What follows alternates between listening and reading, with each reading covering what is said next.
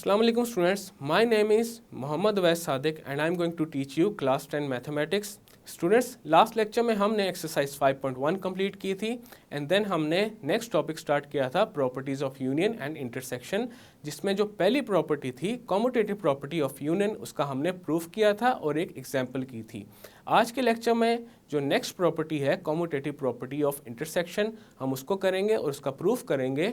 तो आए चलते हैं वाइट बोर्ड की तरफ।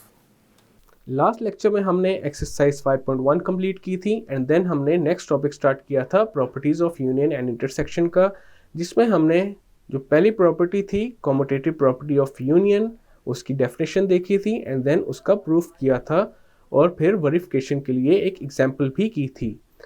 आज हम सेकंड प्रॉपर्टी करेंगे। सेकंड प्रॉपर्टी है कॉम्यूटेटिव प्रॉपर्टी ऑफ इंटरसेक्शन। अब इसमें हमारे पास क्या है, for any two sets A and B prove that A intersection B is equal to B intersection A. ये है हमारे पास कॉम्यूटेटिव प्रॉपर्टी ऑफ इंटरसेक्शन। अगर हम ए एंड बी का इंटरसेक्शन पहले लें and then B and A का इंटरसेक्शन लें तो रिजल्ट हमारे पास सेम ही आएगा। अब इसका करते हैं प्रूफ। सबसे पहले हम अज्यूम करते हैं कि हमारे पास एक एलिमेंट है x जो कि मेंबर है a इंटरसेक्शन b का। अब हम जानते हैं कि a इंटरसेक्शन b के सेट में हमारे पास वो एलिमेंट्स आते हैं जो a एंड b दोनों में हो, या फिर ये कहा जा सकता है a एंड b के जो कॉमन एलिमेंट्स हैं वो a इंटरसेक्शन b में आ जाते हैं। अब अगर x मेंबर है a इंटरसेक्शन b का तो इसका मतलब ये है कि x मेंबर है a का एंड x मेंबर है b का। x a एंड b दोनों का मेंबर होगा तभी x a इंटरसेक्शन के सेट में आएगा, अदरवाइज नहीं आएगा। तो ये हमारे पास बेसिकली इंटरसेक्शन ऑफ सेट्स की डेफिनेशन है जिसको यहाँ पे हमने अप्लाई किया है। और अगर हम पहले ये लिख दें कि x मेंबर है b का एंड x मेंबर है a का, तब भी कोई फ़र्क नहीं पड़ेगा। हमने जस्ट स्वैप किया है x is a member of a को x is a member of b से and x is a member of b को x is a member of a से। और अगर अब x b का भी मेंबर है एंड x a का भी मेंबर है तो इसका मतलब क्या है, x मेंबर है b इंटरसेक्शन a का। अब यहाँ से हम देख सकते हैं कि x पहले हमने अज्यूम किया था किसका मेंबर है, a इंटरसेक्शन b का। देन हमने ये कह दिया कि x मेंबर है b इंटरसेक्शन a का। अब इसका मतलब क्या हुआ कि जो a इंटरसेक्शन b है वो सबसेट है b इंटरसेक्शन a का। a इंटरसेक्शन b के सेट में जो एलिमेंट्स हैं वो b इंटरसेक्शन a के सेट में भी हैं। तो यहाँ पे हमारे पास क्या आ गया, a intersection b is a subset of b intersection a। Next हम प्रूफ करेंगे b intersection a is a subset of a intersection b। और ये जो सबसेट है हमारे पास, इसको हमने लास्ट टाइम देखा था कि क्या होता है। अगर तो हम एक एलिमेंट चूज़ कर रहे हैं किसी सेट में से, देन हम उसके लिए ये बिलोंग्स टू का सिंबल यूज़ करते हैं। लेकिन हम अगर एक पूरा सेट एक्सट्रैक्ट कर रहे हैं किसी दूसरे सेट में से, देन हम ये सबसेट को यूज़ करते हैं। नेक्स्ट हम प्रूफ करते हैं कि b intersection a is a subset of a intersection b। तो उसके लिए सबसे पहले अज्यूम करते हैं हमारे पास एक एलिमेंट है y which is a member of b intersection a। अगर y b इंटरसेक्शन a का मेंबर है तो इसका क्या मतलब है, y b का भी मेंबर है और इसके अलावा y a का भी मेंबर है। अगर हमारे पास y b का मेंबर हो और a का भी मेंबर हो तभी y b इंटरसेक्शन a का मेंबर होगा। नेक्स्ट हम इसको ऐसे लिख देते हैं कि y a का मेंबर है एंड y b का मेंबर है। हमने ये वाली जो स्टेटमेंट थी इसी को थोड़ा मैनिपुलेट करके लिख दिया दोबारा से। अगर y a का मेंबर है और y b का भी मेंबर है, इसका मतलब y किसका मेंबर है, a इंटरसेक्शन b का। अब इससे हमें क्या पता चलता है कि y अगर b इंटरसेक्शन a का मेंबर है तो y a इंटरसेक्शन b का भी मेंबर है। नेक्स्ट हम यहाँ से कह सकते हैं कि b intersection a is a subset of a intersection b। अब हमने पहले ये प्रूफ किया था कि A intersection B is a subset of B intersection A। अब हमने ये प्रूफ कर दिया कि B intersection A is a subset of A intersection B। तो इन दोनों स्टेटमेंट्स को यूज करते हुए हम कह सकते हैं कि A intersection B is equal to B intersection A।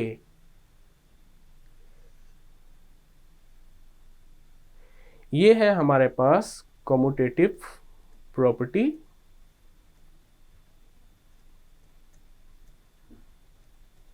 Of intersection.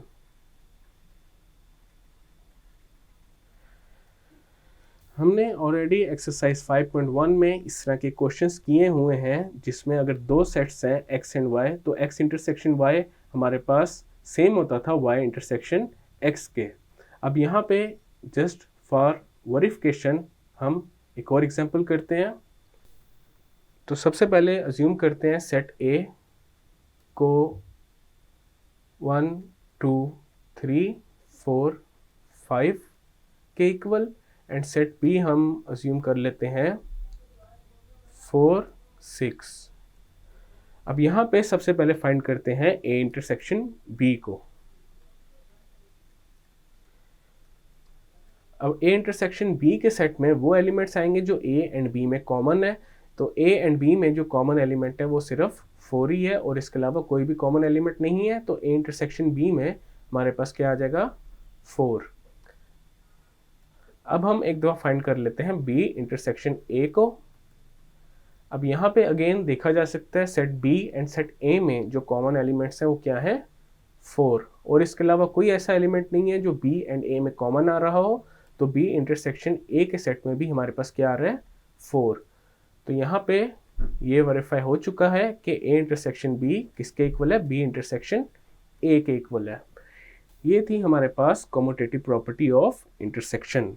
Next है हमारे पास एसोसिएटिव प्रॉपर्टी ऑफ यूनियन। ये थर्ड प्रॉपर्टी है। अब इसकी डेफिनेशन है for any 3 sets A, B and C prove that A union B then union C is equal to A union B union C। अब यहाँ पे लेफ्ट हैंड साइड पे देखा जा सकता है कि अगर हमारे पास 3 सेट्स हैं set A, B and C और अगर सेट A एंड B का यूनियन पहले लें और उसके बाद सेट C का यूनियन लें देन वो इक्वल आ जाएगा। अगर हम B एंड C का यूनियन पहले लें और फिर A के साथ यूनियन लें तो ये हमारे पास है एसोसिएटिव प्रॉपर्टी ऑफ यूनियन। अब इसको प्रूव करते हैं। तो यहाँ पे हमारे पास सबसे पहले क्या आएगा, सबसे पहले हम अज्यूम करते हैं हमारे पास एक एलिमेंट है x, वो किसका मेंबर है A union B union C का। अगर हमारे पास x A union B union C का मेंबर है तो इसका क्या मतलब है x मेंबर है A यूनियन B का और x मेंबर है C का। यहाँ पे हमने सिंपली यूनियन की डेफिनेशन को अप्लाई किया है क्योंकि अगर x A यूनियन B का मेंबर हो या फिर x C का मेंबर हो तो x मेंबर होगा A union B union C का। अगर हम ये वाली जो स्टेटमेंट है कि x मेंबर है A यूनियन B का, इसको थोड़ा सा एलैबोरेट करें तो इसका क्या मतलब होगा कि x मेंबर है A का या फिर x मेंबर है B का। तो अगेन हमने इस स्टेटमेंट के ऊपर यूनियन की डेफिनेशन को अप्लाई किया है और जो बाकी हमारे पास ये चीज़ है इसको एज इट इज लिख देते हैं। तो ये आ जाएगा x is a member of C। Next अगर हम ये करें कि x अगर मेंबर है B का एंड x मेंबर है C का और इसके ऊपर यूनियन की डेफिनेशन अप्लाई करें तो इसका क्या मतलब होगा कि x मेंबर है किसका B यूनियन C का। अब यहाँ पे हमारे पास आ गया x A का मेंबर है और x किसका मेंबर है B यूनियन C का। तो इसका क्या मतलब हुआ कि x मेंबर है A union B union C का। हमने ये पीछे जितने भी स्टेप्स किए हैं ये बेसिकली यूनियन की डेफिनेशन को यूज़ करते हुए किए हैं और कुछ मैनिपुलेशंस किए हैं। देन हमने ये बता दिया कि x मेंबर है A union B union C का। अब पहले हमने ये अज्यूम किया था कि x हमारे पास इस सेट का मेंबर था। अब हमारे पास जो रिजल्ट है उसमें हमने ये बताया कि x हमारे पास इस सेट का मेंबर है। तो हमारे पास ये जो सबसे ऊपर सेट लिखा हुआ है A union B union C, ये क्या है? सबसेट है A union B union C का। अब हम प्रूफ करते हैं कि ये वाला जो सेट है ये सबसेट है इस सेट का।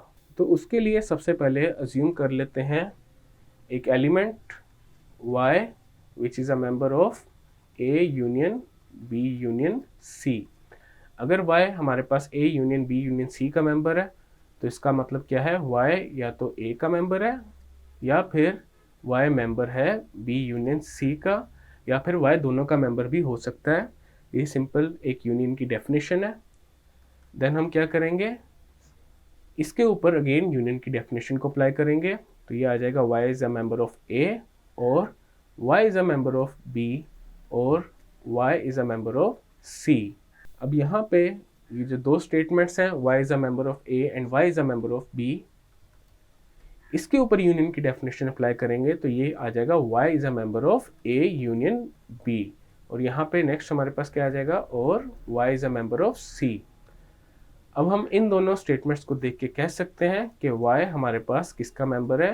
a union b, and then इसका यूनियन आ जाएगा c के साथ। अब हमने अज्यूम किया था कि y मेंबर है a union into b union c का। नेक्स्ट हमने क्या फाइंड किया? y मेंबर है a union b into union c।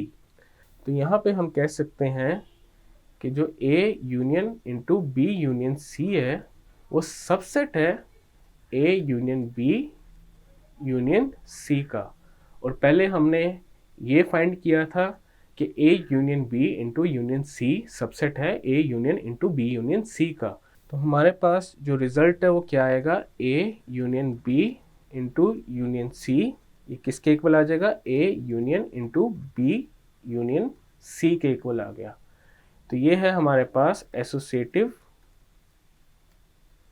Property